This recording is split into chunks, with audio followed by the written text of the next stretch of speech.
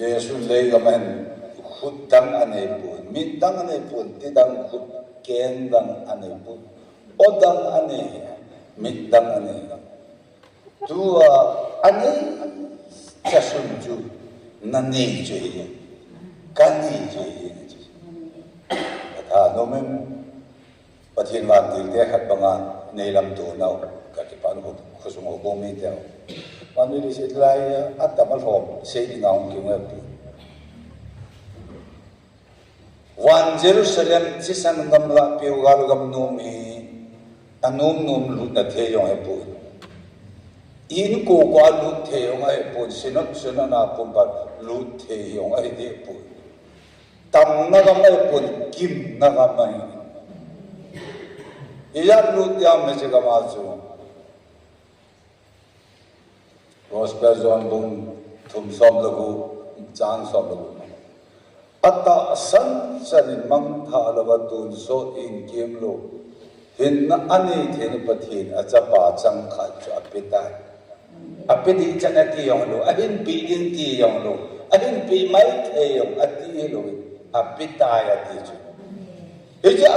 api tai ati ju wan noi helo nang api ke ije api tun so thin na eden na thirai satan jana thirai pa ju ama tun so thin na pi ju tu achuna sunga om lo pe le pathe jana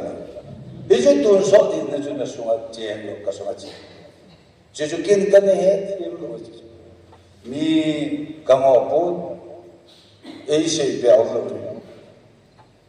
Jonathan vang ngôi nụ sa này là lục pin này nụ hùa là kia mang, anh là chạy na, mi tha yong, nom de lo, lung oi de lo, Jonathan lung oi de lo, ai lo le, mi vô ai lo le, kiri sa ka lung oi na de lo, ai chạy là hamum ka amon de lo, Holy Bible là kalkala mi lo ka akasih betul. Keti pa ana umlo yo Kelpin tha na nga kasim Juma ana din uing chan na wan lu na thei ham Bin tha na nga Holy Bible ka so kasim sai hirwa nga Jungla lo ni ra habal umlo Ipije na dinga kasim si hilaya tai adi Ane shun sa Jesus Christus Api heta hai disa. Pi pa julai kisi. Wan lut na nga kasim ju kasim hil ka he thiam. Ephesus bung ni chang bu na ama to e kai thong tha wa ban gam Jesus Christa ho sunga chu e tu sa wa heta. Lo ber pathian chang an. Ấy tàu xã thì chắc là tiếng nên tàu xã mấy thế là thế buồn ấy tàu xã là tại ăn tiền chứ ấy chứ ta xã chứ hết rồi vào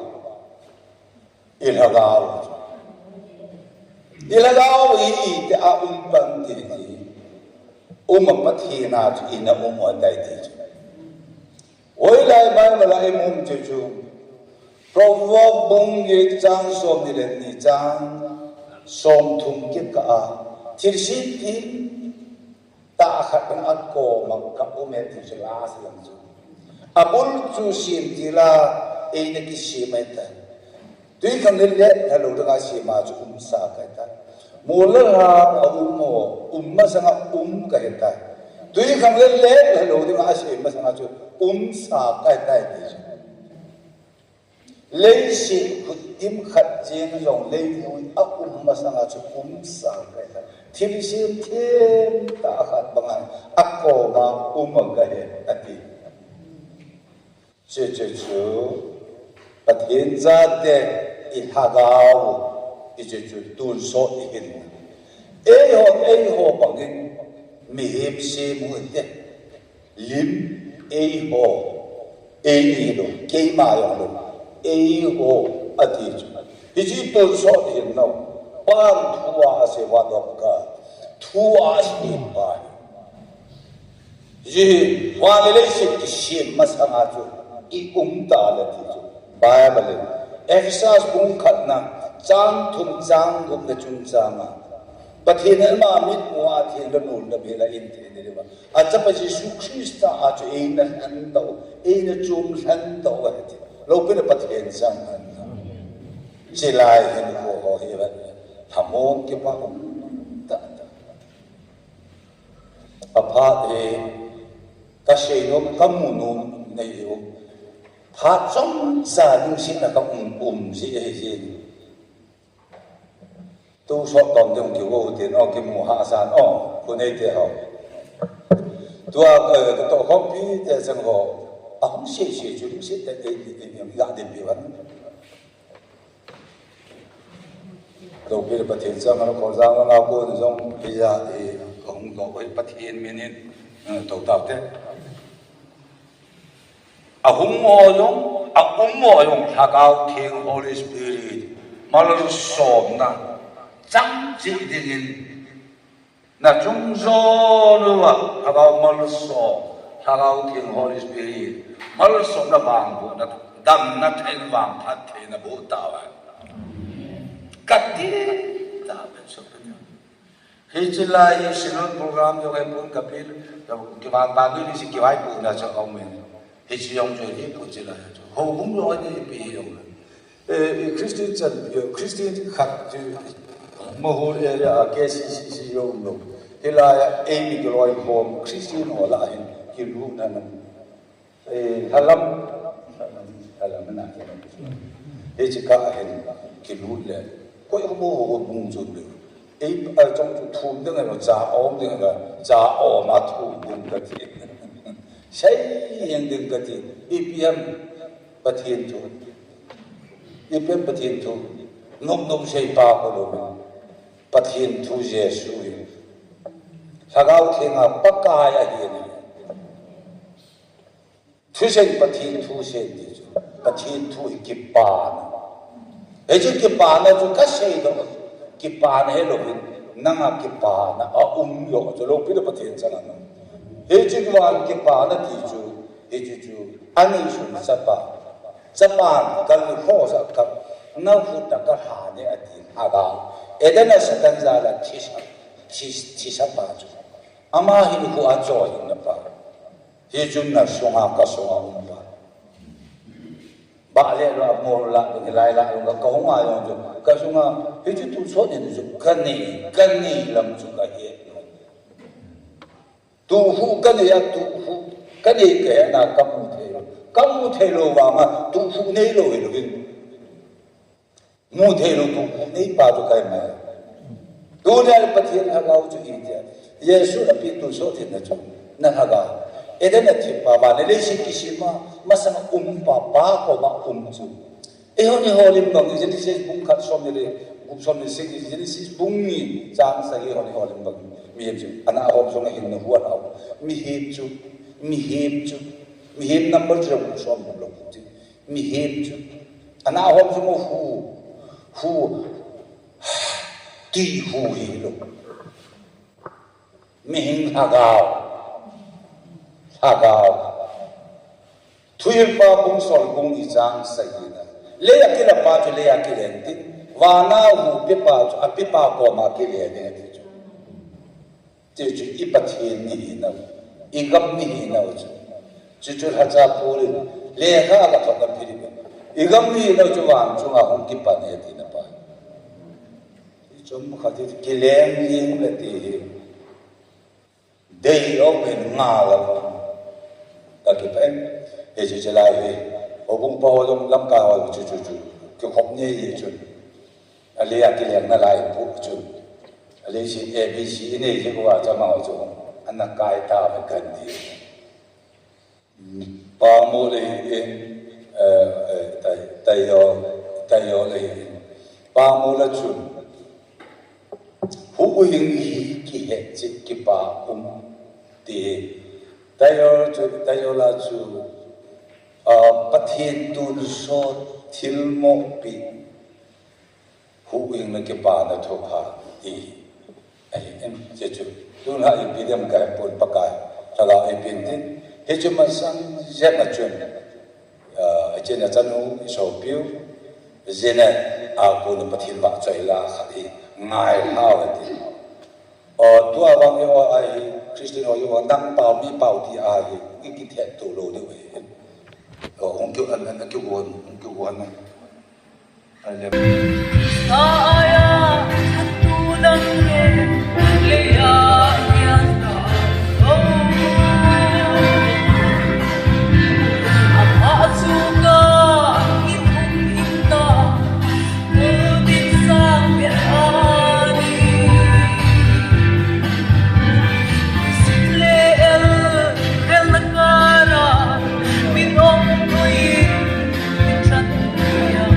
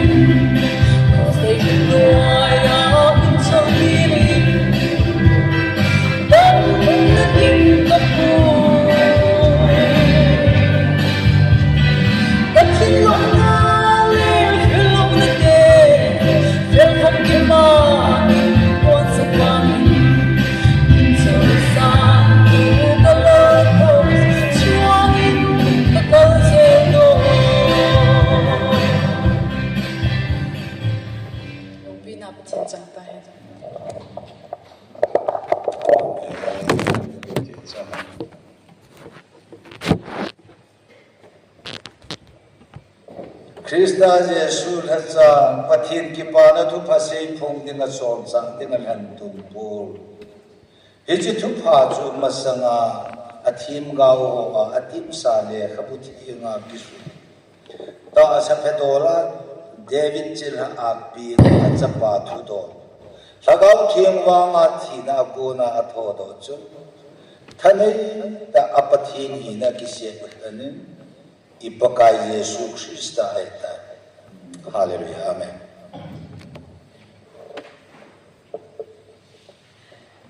Ibidi dia mihin asim sim thakit ne. Ehon holim bangin song sen la jum sen pe se to. Ehon holim bangin mihin simutin. Ana hom songa bung ni jam sa ki si mihim chu mihin asuta amin chu adam ti chu ze luk bung thum jang som thum da jang na adam chu ipiti nam e bawa ko ke bawa le adam ti chu pathin chapa ti chu bible emoji chu pathin chapa adam chu raja pori rom bunga la se chu adam ni ahung ding pa lima ayati thulun lui in sumi te ho aluya ke pa ya ham elovin Yesu Krista ahunga kuna aman thulun tha ama tun so hin kim lo hin na cross til bol thei tha na chu a cross in til a bol thei nei lovin a cross so gao sap chang ho pathin gao sap chang dan thu thi a chan zo lo ho chu lukumun gol go tha koi man he chu gol go tha lukumun langa chu koi man insha am lo koi mai ko hi apon now ipitidam now oi ayo le lam chu elam ma anoi kha ayo la now chu che se athing lu ganin hijrai mun chu lukumun chu sang kim nei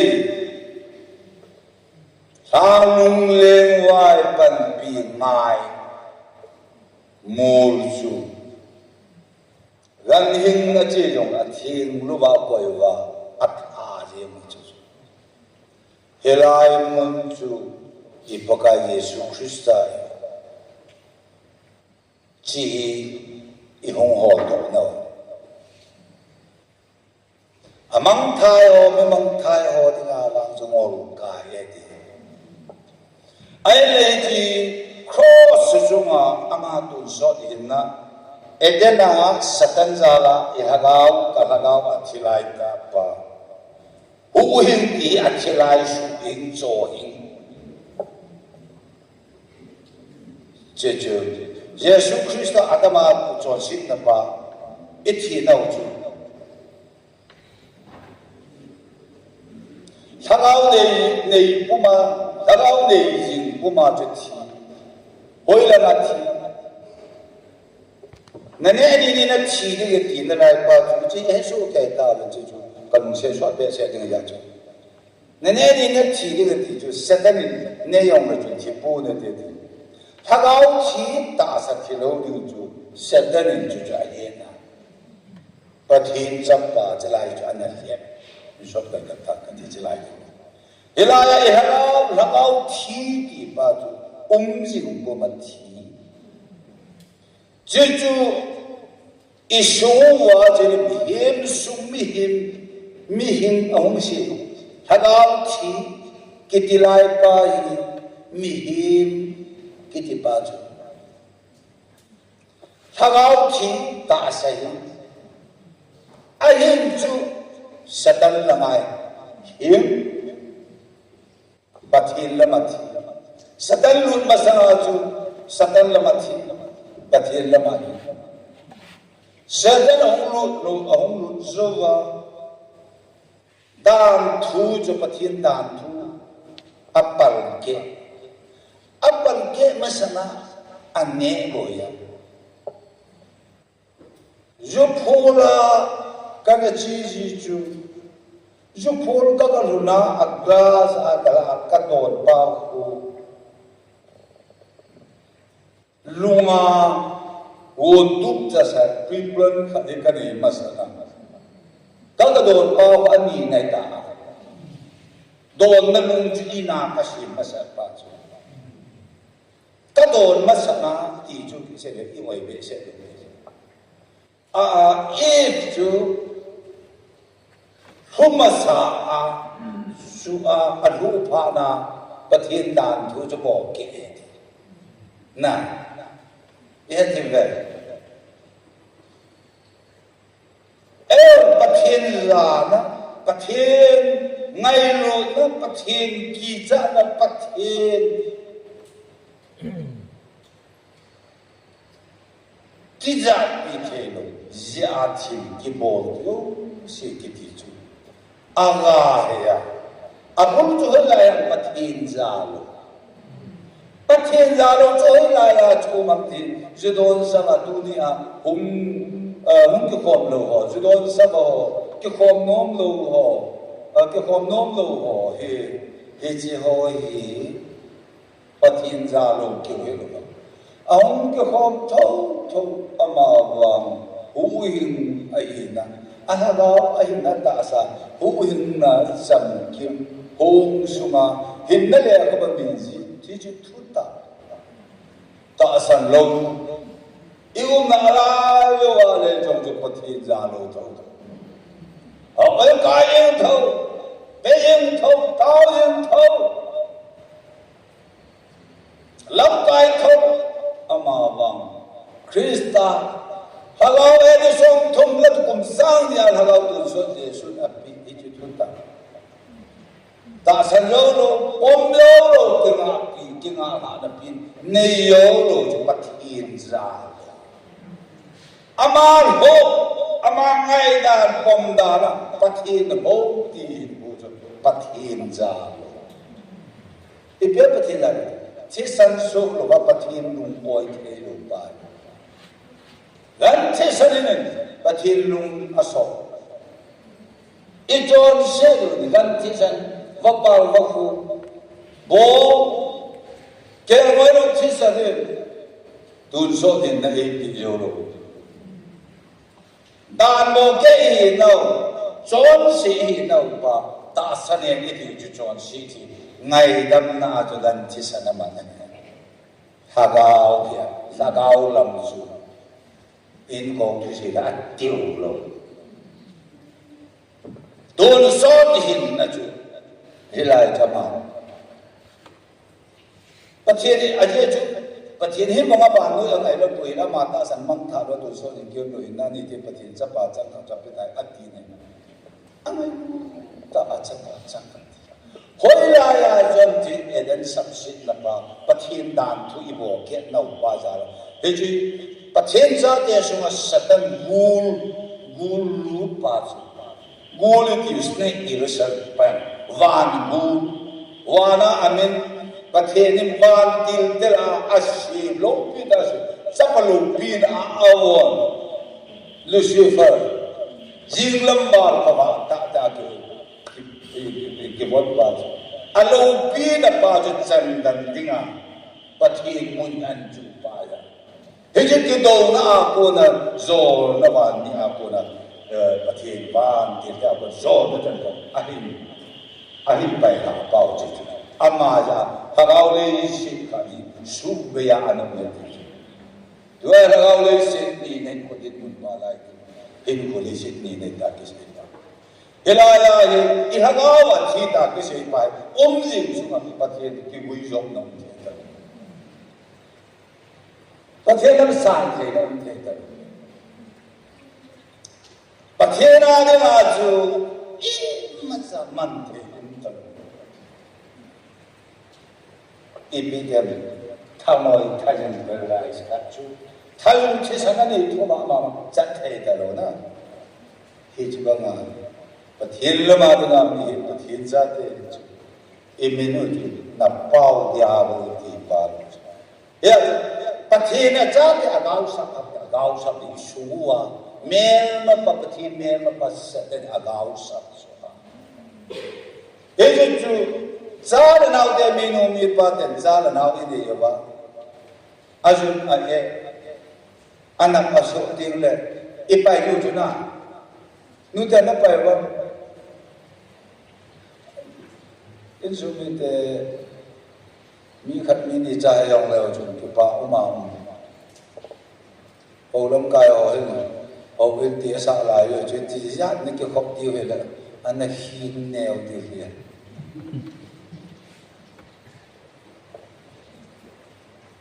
Saan now te anna bo aye o so su ting le na pai do tha wang ka ti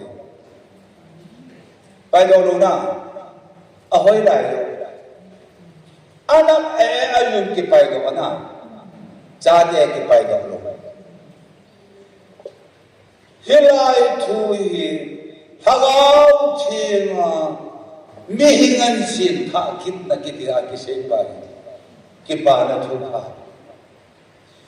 mihim asin tha kitna tiuti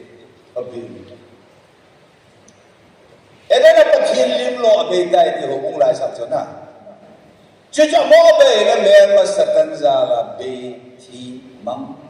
theng lo ha lo I ma lo satan za yi na pa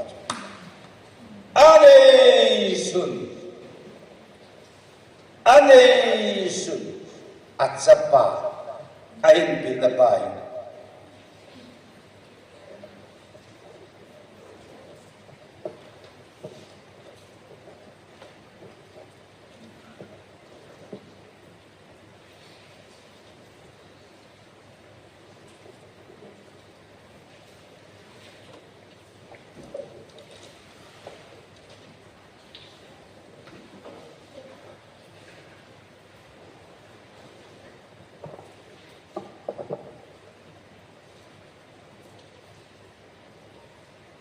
Wan til na ja zakau thin na chung hung chun tin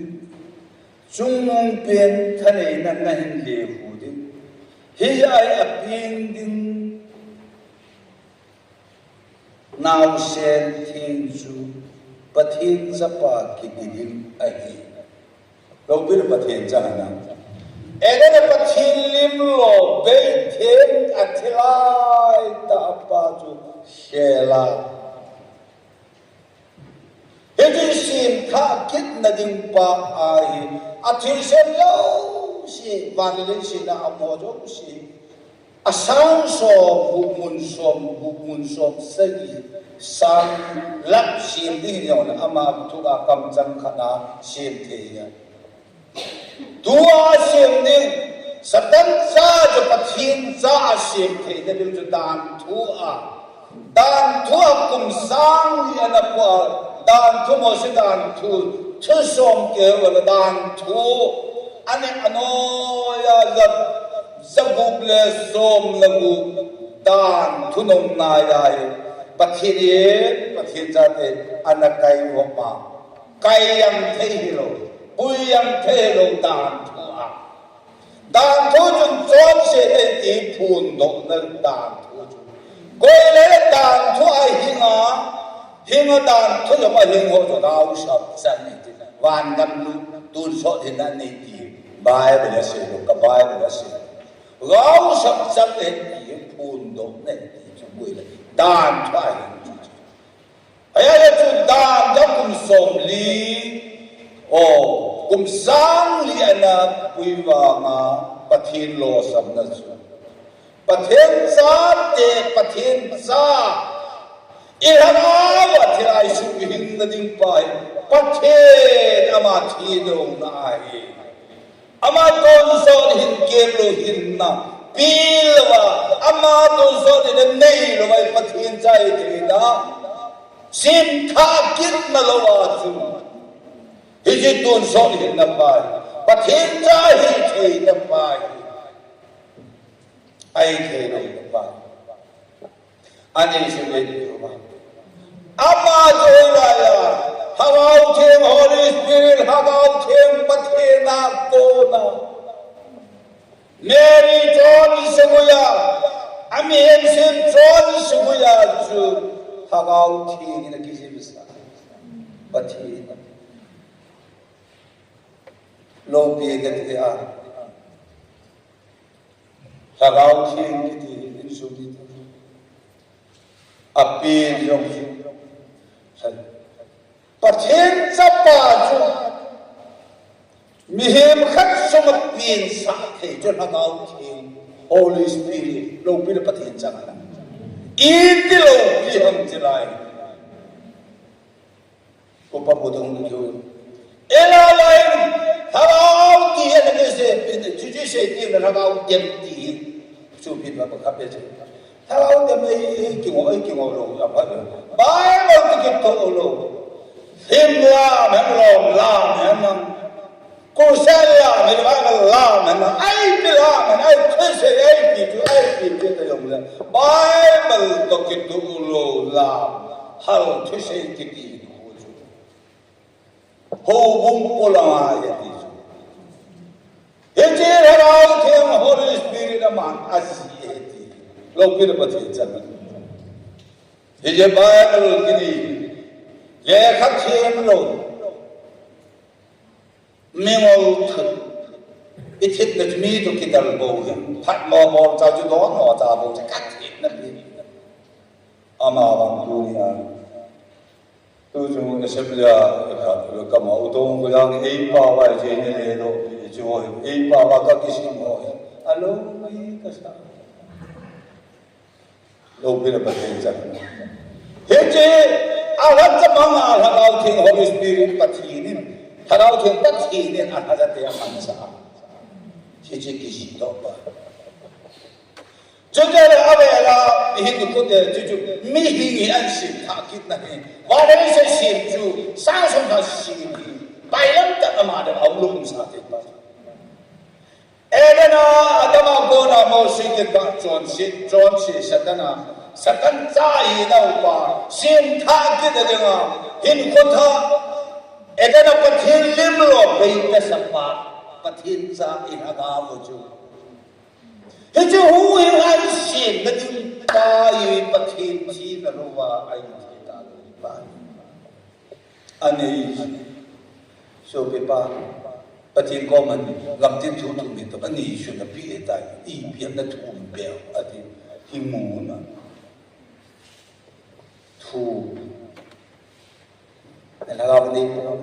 nei shu ha ka nau te pa si ko phat te vật hết rồi em thế thì tôi school hình bùi kia hình cái bùi kia này lẽ bùi kia này chứ pre tao và kia order nè thốt bị bỏ rồi chứ cây hồi chứ đâu bắt thịt bắt cài thuê rồi chứ thú rồi ấy là gì thế chứ ai vào là bắt thịt ra ăn về là gì thì cái này cho nên chuyện ăn về bắt cài Giêsu Christ à mi hiểm chốn sẽ có ai thằng nào thiền bắt thịt vào cái sự xiên ba chứ mi hiểm xiên chốn sẽ sura hi akiji sa thằng nào thiền bắt thịt ăn là tốt thiền bol thịt năm lại về bài mình là tiêu rồi crusade ông campaign này chỉ là cái đầu anh là cái đầu lại họ cái này ấy cái này cũng Hindu giang là Christian à bố chú vô cha kim man đó ta bằng apang kivit ta bằng ấy cái bộ là lâu bên là thiên cha hàng năm lung xếp là gì mi cho nó xếp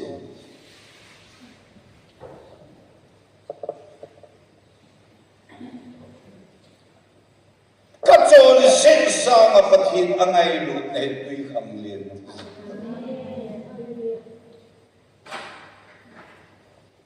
năng anh số đi các chỗ sinh các hiện lâu các chỗ các than các nhẹ phát lâu các đòn phát lâu nên thì năng hiện là năng ông chỗ sinh chun à bỏ rồi ý chú này hết chỉ để chú cái chỗ sinh lên Sagau thiên ba pathirin dihim chon se sunga chapa kizin sa. Chon se de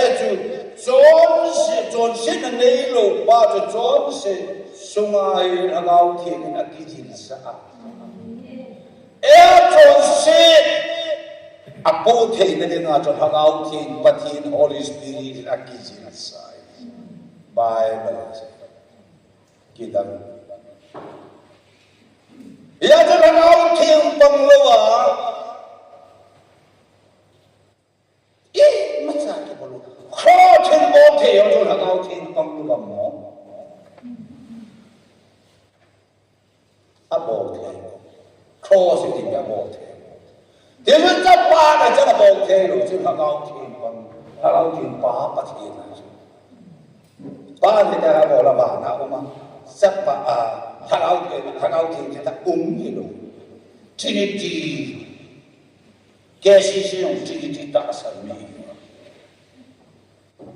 chỉ là có lại ta sa hi thế này chứ thằng ông thì là mi hiệp cho chịu bây giờ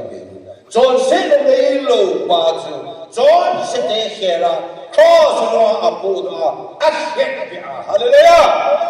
hallelujah Ashet bea along long một bề lộ cái gì John gì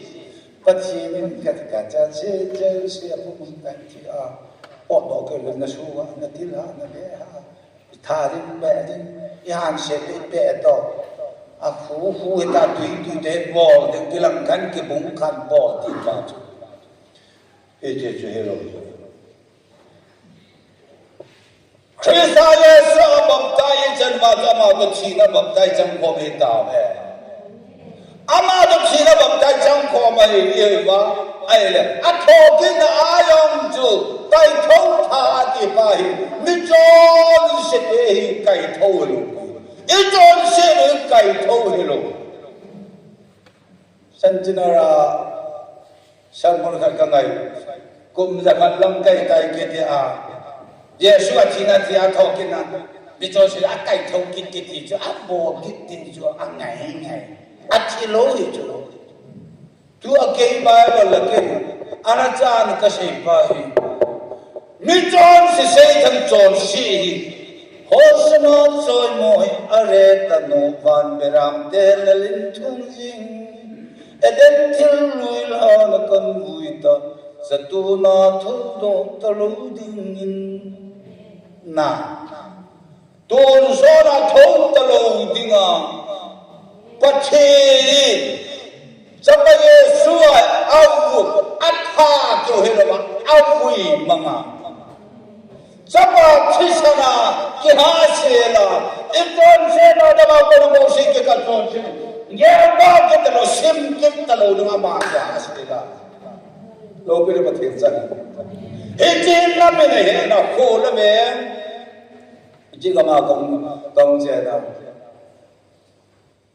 lai ka pin tha ti la thu de se sa lo ho su lai na pa lo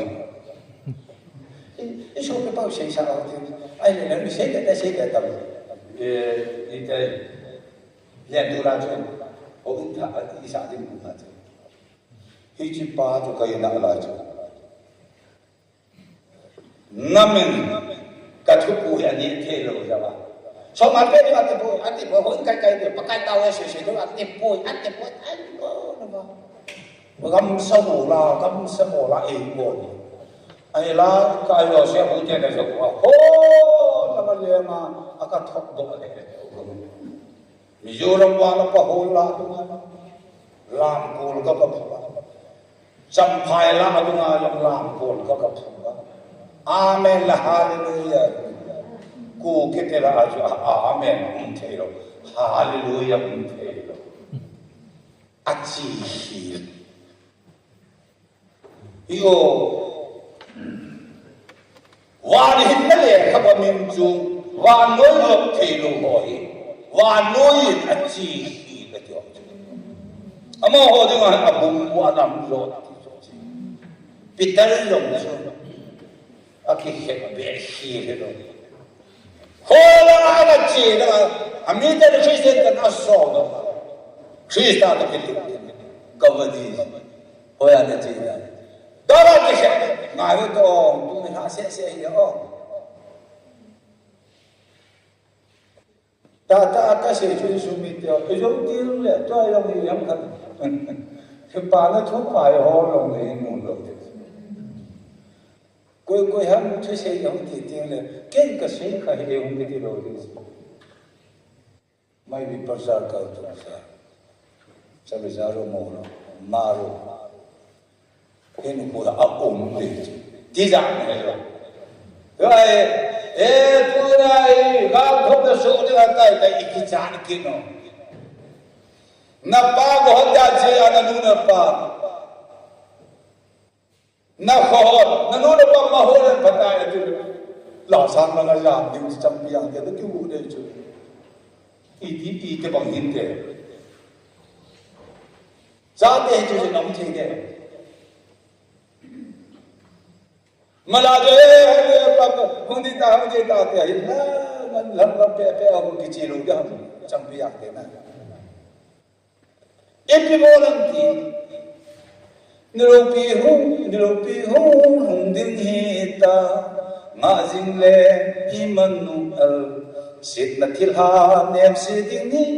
ratam cha te nop le na ding ni chu hallelujah Satan turi him na sanna in song ke dolo thil mang na yama je jula duaya na mo ko man hum pakai le he chu su ni de ho he ke jo rao sab chu ke long ko po duai ta ka po ta thil lo ki na ka se chi jong rao sab na chu amane an se ding ni so ta lo de ta chu ahong ding ma Ipibola hung diwa aman kalli cross chunga atun so ni nang la ke hagaw wa chilai api pa ka pa ka hagaw nafu na kal hade hallelujah ati pa hi he ta san na sunga aman hagaw chen chil nei ahum puidin hilai na place ni hilo I bible jang sing do chil peti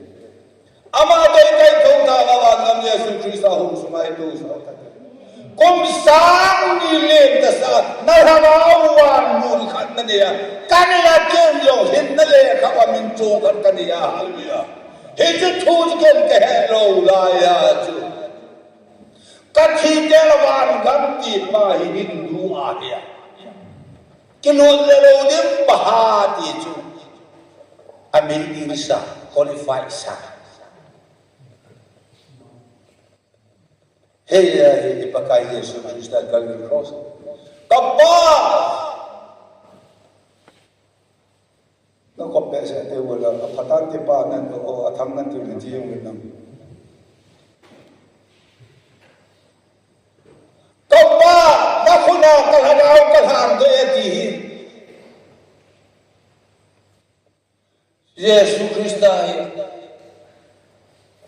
akhir itu ha awak ni tahu hai unu nang gasih tu usia pinang ni kotor tu ekor ni loy boleh na Yesus Kristus awak ni tahu akhir ni tahu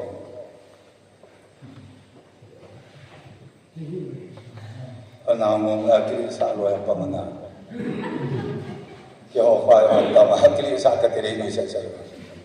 lungsit dahil gamay. Nuter nga siya ito. Akhet liwham Yesus. Akhet liwham ay lolo. Abo liwham. Ay lolo, ito na chairman po. Hubong tayan. Ito yung khai lý thâu kay dito. Akay ni Noa yung so kapa at so siya rumay damenti tao tinalay mo.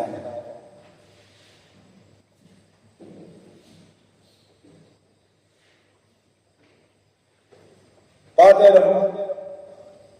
chairman pura kay ni ta kay o sa ye sa iyo.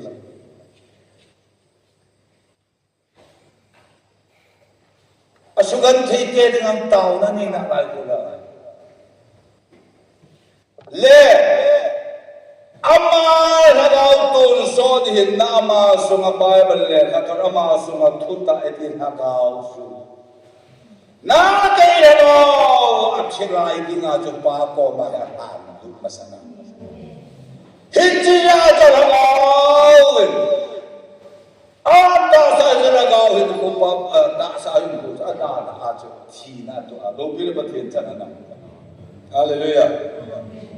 Echachaye sumite avo lewa yo la Jerusalem akul huko tu Jerusalem akul tu anu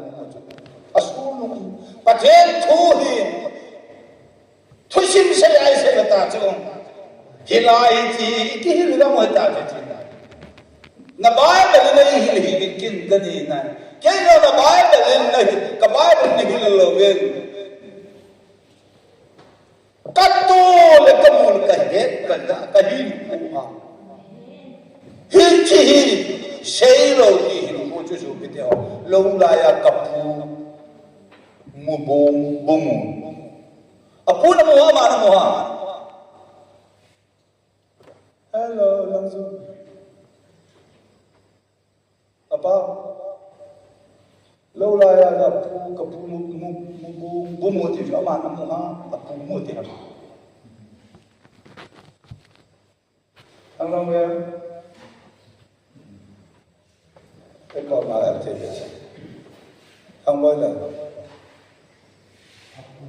Apo.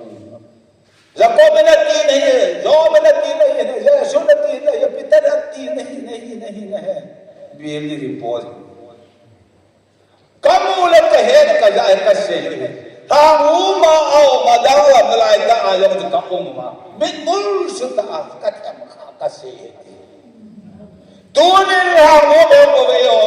Hilay hangu Holy Spirit hagaw tin papatin. Ihagaw jam julpa ta sa tikay payong hin. Krista ta sa asinda. Patil hagaw tin chen na. Abo inte nahi bayi. Man kipya josa nahi be. Namo nawa hin nahi be. Nahi po. Nata sa patin joy ana din. Tuna ho mong kahalati tuna na ito. Lo pira patin chen na. Ake dala. Thokit na atida kachizalin. Thokit na ahin na pikahitan. Tinaluyan kakaitayin. Vanoy miten ahitimpo. Hilayin hi beimang zong le. Kahin na chu Yesu ahin. Hallelujah. Kahin na chu Yesu kahin. Tinaluyan kakaitayin. Nithong ni a akibuya. Hana ko cross as gonna kikai ala hona arabita jose Nicodemus aga thumona lengpa ko ma aga thumona awui hona nithomnya pa pathin agan alung ol jesanen adama pora mo sikika ichon seju Yesu jesanen pathin lunga soma hallelujah nang la kai chon se di sok lo bin chon se ngai dam the lo pathin lung ya soma lung oi la kristan jesan so se o sa gi ni sa ya lung oi ne Bible pai de khat thot na chu tha pa lung oi pha na Yesu Krista chon se gu ya pim pa chu chon se ne nei lo pa chu e chon se chu apa cross a check bia kivuya chu ta e chon se hi awi manga ge lo kit lo dinga edana pathin lim lo be pa chu Ethiopia chu mi him sin tha kit na ti na chu mi him in hagawa thirai Yesu Krista nama ton son him kem lo hin na ama sunga thu ta ra tu cross a pi pa chu a pi pa pa ko sa pa chu he chu pi the hi phar ban tho ni thum ni a chu tho kit na a hin na pi ka mi chon se jo kai thong lo mi chon se jo kai thong mi ta sa kai thong mi nei hu ta sa e chon se hi a vui manga chuta pa ton son hin kem lo sim tha kit na ti pa ti ha ba wa chlai chu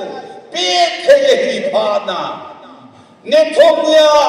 thagau theng rong kan chang li na thagau theng wa kai thowa ong chu na ma chu Lopi tena pathin hi na kisya khale ipaka Yesu Krista hetai hallelujah hallelujah amai paka Yesu Krista hetai engel ton son hina ma sunga juto ama chu pam the na tena habau the men sura kisil sa habau the pa pathin chu jin mun thim habau su Peter lekhat ko habau som kulur ho mei dila de mei habau setai ni na he mi ki khom khula ne thom thua se ya Bible says thua se ya aba ti thua he ba chi na thua se ya paloi ta do na jra ya ko na Don son hin ke lo hinna akhilai pa chu pe the de pa noi pha na ama dai thong tha ba habau chen pathi ni meri pasal bon ke nei lo wa ji ke nei lo wa sai ti ka mo tin pathi lagau chen ne le khon tin atila Jela jena le khontin naw na lo tunga me pathen chapa amin je su kitiding hu him pu kitiding ti lo pila pathen char e mu so he na ma he na ngai e mi jong tong ku force a kong si le lo pi ju ngai lu da sam ta atula ya he na ngai nom lo yong ka he chu tu lai agam kai lu ke agam ta lo tha sa ko wa apun a si ke bang gam ha ta sa angong dom ni ta lao thing holy spirit so thong na ja lai u po tu se chi bi ti dien tin do ho tha bai ding ho cha ki su ga ngai lu ta ti lo ni ko a chi pi ya the lo ta sa chu tha pha na akai lo hai wan gam Yesu Krista hom sungai to sa na kom na pin tha kom jogai to ti le kom sang ni lim ta hallelujah na ragaw thilai Krista ta sa tan ja ra thi Krista na ma kon so hin kem lo hin da ma so ma thu ta halo alhan e ju na ragaw tha ni hin tha dinga amen nami hin tha hi lo kom sang ja le te lo ki lo pathian cha Nay ta sẽ có một vào hệ cùng ra khăn hình lâu lại. Và sẽ đi theo hệ. Sẽ mình một cùng với dạng này theo một cái cuốn là mà Opa là cùng dạng này ta và kêu cũng so cái này sẽ cái cả hai hình lâu cả hai hình lâu lại. Các ba tôi sẽ là biết đầm thế rằng cũng xong cái dòng nó có vào này. Thì ra là gì? Hết chưa ita sandi amma. Hết tiêu amma. Hết chưa Holy Spirit hagao thêm bằng lo mà chứ. À xây đọc về à chứ. Hagao thêm Holy Spirit ra mà. Hết chưa in là lung am mất gì chứ. At tu đã tu nữa. Hết chưa tu đã asing rồi chứ. Namo cái hết chưa. Lâu cái nó thêm ra. Nung làm isay lo. So biten. So pi hagao mi khari. Ministry lang na tong ban. Eden na tu thay lo ju pathin thu ta apo pha lo lai ya ti da na chu. Eden saksit na mer ma pas satan zala. Pathin lim lo ni bai na ba. Dunia mi hinga sim tha kit nahi. Nam la jai sim tha hello ve. Krista Yesu azu van hin na ama hin khwai sim tha ke hallelujah. Ito na ngayon van le sim kisi pasanga ito no. Iyo na ngayon pa ko maajit lang Krista kito sana. Sung nila iragaw ko so nila so in ko thru asel pa. Akai tara jo Johnson na hey hallelujah. Johnson na het hello. Krista hagaw ko so nila. Nang hagaw ko so nila sila jo na pia. Hejul hagaw ken pati ni akai thoma. Papa ko ma Krit na ayu himpaule. Ama na peton so nila jo. Ato hompia. Satan na koi khate lo ne to sa oma. Ejul thunta thohi. Nam na tin nam tin na ke he to ahong nyum kon zahi. Ejul so kite ho tu ni.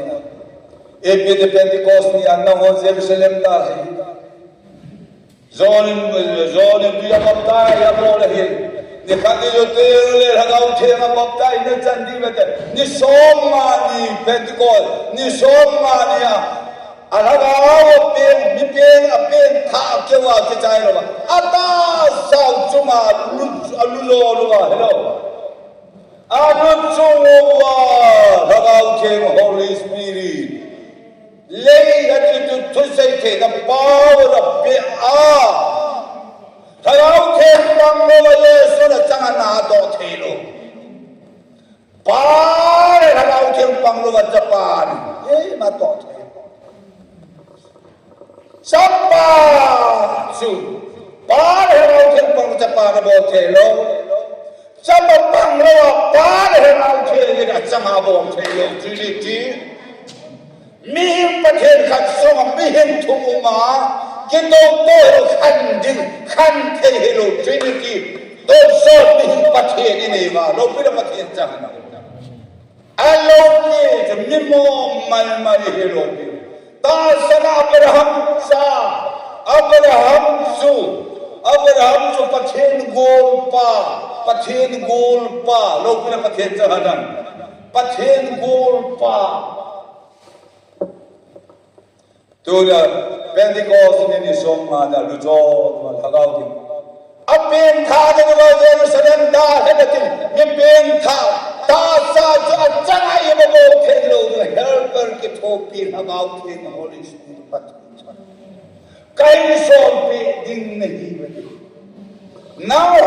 ho a thu se telo nangai da na pom da ki si lang ho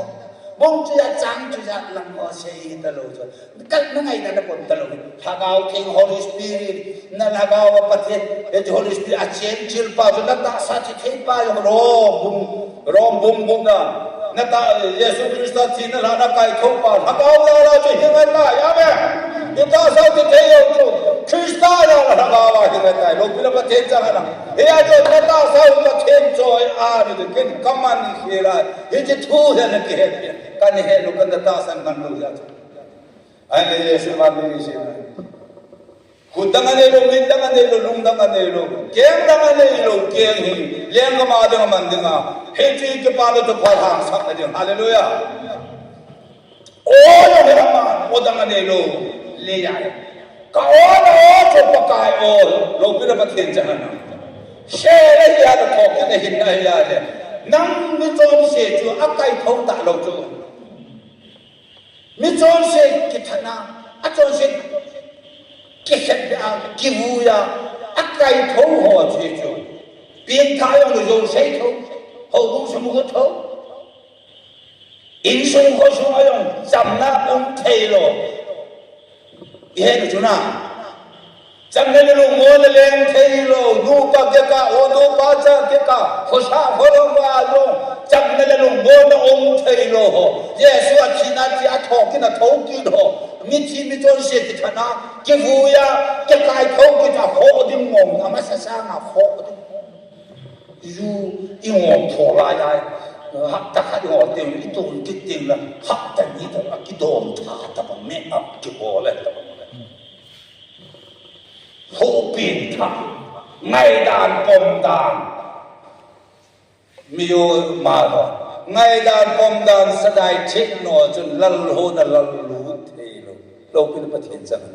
bao nhiêu cái gì ấy ấy tu na Pentecost nia hô hình chấm kim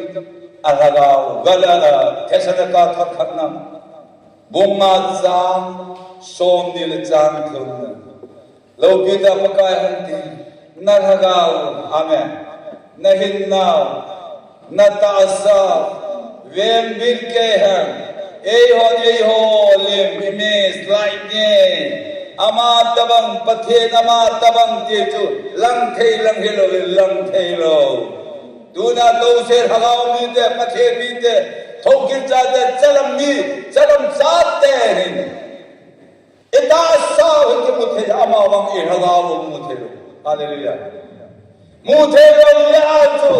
lungaya to song lallovil. Muthelo tumatun zodina ine yalwa. Hinnale kaba mincho. Kalagaw Krista jenga kamona ho gania. Lokene bathen janganna. Hinaya tunena ya to hiti. Jaldi den to yong levan. Tunaya to imuso. Ngai no ba se lo ke khankal matale ti chunga jo. Wana ale tilde le lum khani pakai chu ipi wa cho ye ti khani jeman bo jara ya chang to sa awa wa de pe to so thin ke lo hin na ba ye la to ta Krista wa salamangal wa ni te Krista wa chon chim thei lo na oma le na lo ni ba then cha hana kahowa na nawa ka che phe na no kin ba ba le le lu khani kum sa ni le ta sai hada Krista pa pa te ni shi ye jesu ti te ni lo pe hong hong ni anai tai cham na le pa la sa ho thangwan do lo ho pi pa sa tho ni ko de la sa ho te ye ju pa mo lo ga che da wa so pe te on non cru she ni go adang ayon cru she counseling ki lo chu adang no the kai pho ve ti lai he mon pha the ta lo su tu na ning na no min na te ni ho yo de de a hong ning pa hong ning ti phula na han bo ning ke mo no phula ke ki ni so pe te na ho kha ka ki phula tu phula ke ki ni e chal ge ya chong kha ko e chal ge lo bo na ken to ke vo na ja sa ni le som sa ke vo na lim na ma ni ko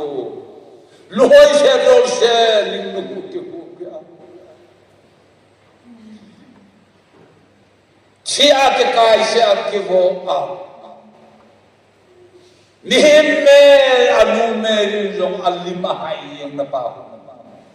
Mihime saya bong som alabong ton. Mihime galom yung do koy apoy. Hallelujah. Nang lagay jorsi damon may di ito rapon soda. Amay yung mitelo alung yung chitelo. Patilong lo ng Nay athema abuya asonga kelong sento na thai kelong pun ko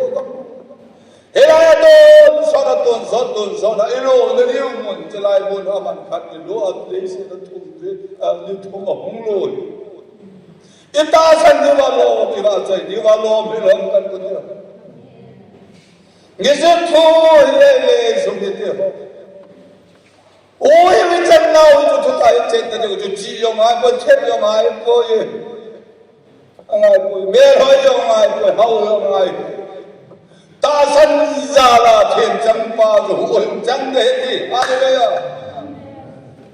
à chúng đi pa chỉ mang phát tiền bố phải hơn phát cái cái motor thì quá अच्छा है कि बात हो गई यार लाइन थी तो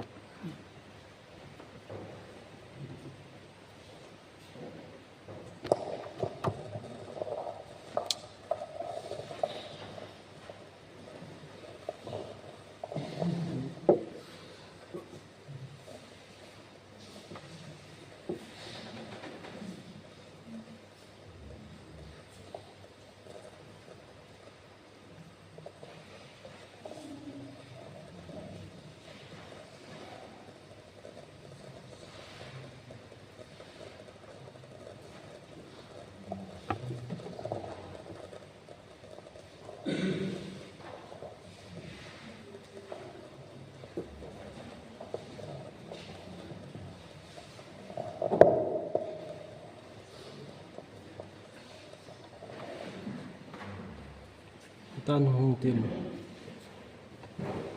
lý thế rồi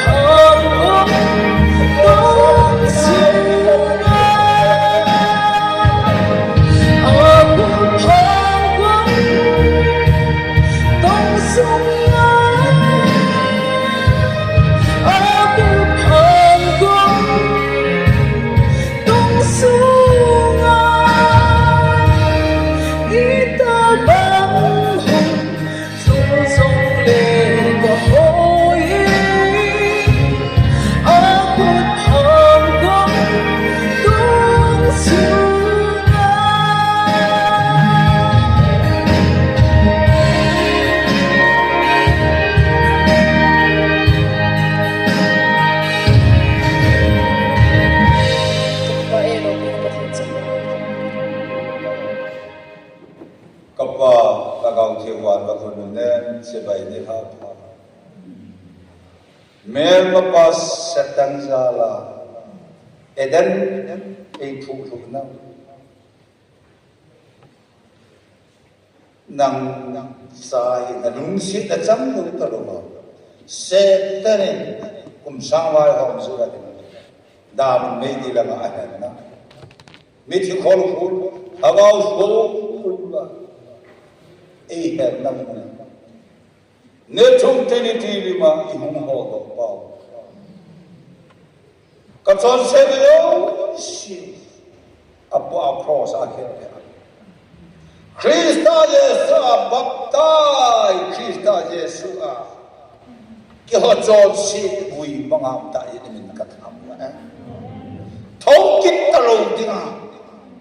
ghé đó kinh ta lâu tiếng à chăm ba thế sana nãy hà siêu tại vì mình cắt ham Adama ko na mo si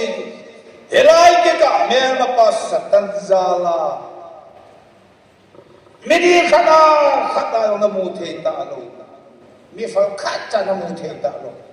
apha adi kita lo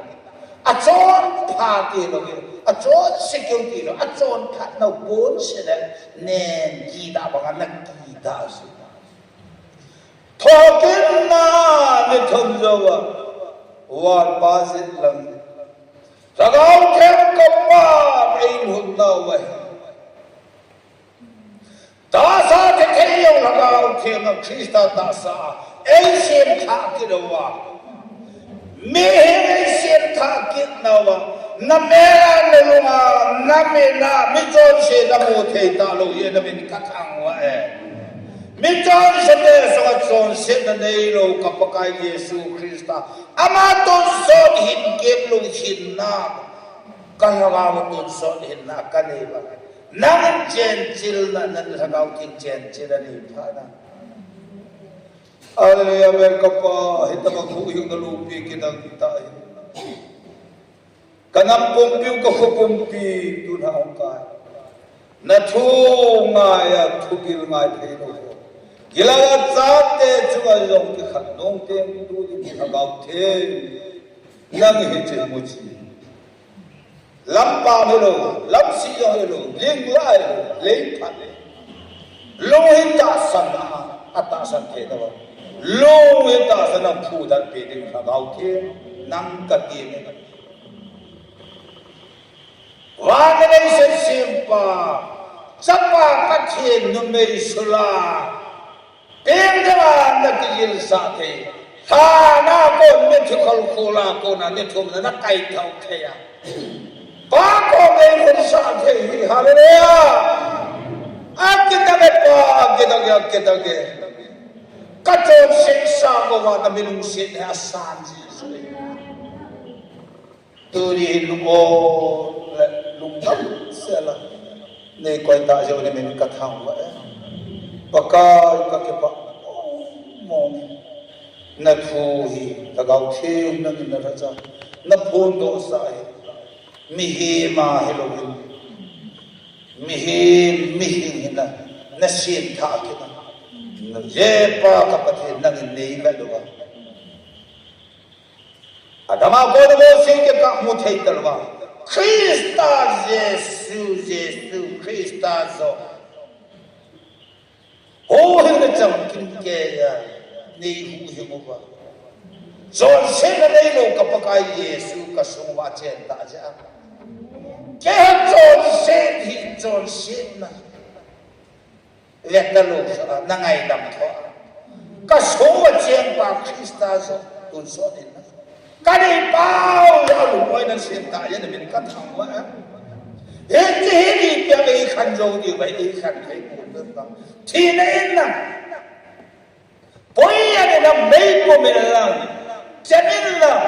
Ikan tayo yun ikapotsin lang. Ipiin lang. Lolo liang gamtin. Titayjil ako na titaylo. Wan pong Krista. Amela na pinta sa tayo yun namin katangwa O kanang mibang ka. Kaya mo ko tayo mibang ka. Kanam Lam sung titit nam titit bang oh lòng hú hình nó lúc bị cái đó xem bị phun bị ông lồng gì các bạn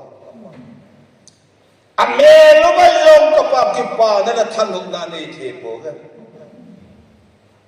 APM các bạn sống vào năng Giêsu năng phát triển các xây đâu về thầy lâu gì vậy thằng ông thầy lâu mong thầy lâu hồ lắm cái quỷ cây của các bạn tôi các bạn nằm mà đi phun độc tiêu vào cái hello nằm mà đi hết sao mà các mù lục đi mù chỉ sát ta sẽ không chẳng hoàn luôn nó như là chuẩn các chỗ đi cái chỗ lỗ sao ta biết các khâu cho vào đây hiện tại là mình cắt thẳng vậy Hallelujah ben các bạn thì cái đó mong cái đó cũng hình nó đủ cái đó ta chọn thật cái gì định cái chọn thật thì cũng ai rồi mi chọn phá cái số vào là chuyện cái ta san lâu cái hiện lâu ấy xây bị của ông lâu gì rồi cái đông cái hào mong thế rồi ta ấy tu nang mani phun đó cái gì mani phun đó cái cái gì mani phun đó lần chỉ san sa ave là ni nun sul Christa ave là ni in tha thi kapin nau atha napa hechin na muchi na kam ta yung na min kat ang ba ata chan hong bin sa gao thi chao lungui ki thu bi ban bi ai na ban bi na thu asunga achawa ke ba chon se ke na asunga na che he san ha gao nang man do zang se mi kirit sa mi ka hoi tho sa kimit sa nang namang thế pathen hi na tam tum ke hong jong o sang ni so nga fulai la thu sa ke pa thế na chan ni lo to ama tu so ni e tu ni in ha pa wa tu so lam e pu yu ta yu min ka tha hallelujah các cái khăn nông kia用高铁，好不lâm ca好不米的好他才能嘛，快他说他说好给那个，好几个不干些说明你个到的，你咋该能了能路边能嘛真不怕东西，怕灾的更不怕东西，苏克的人了弄的那更不怕真，好几个不干些说明那个到，哈利路亚，阿门。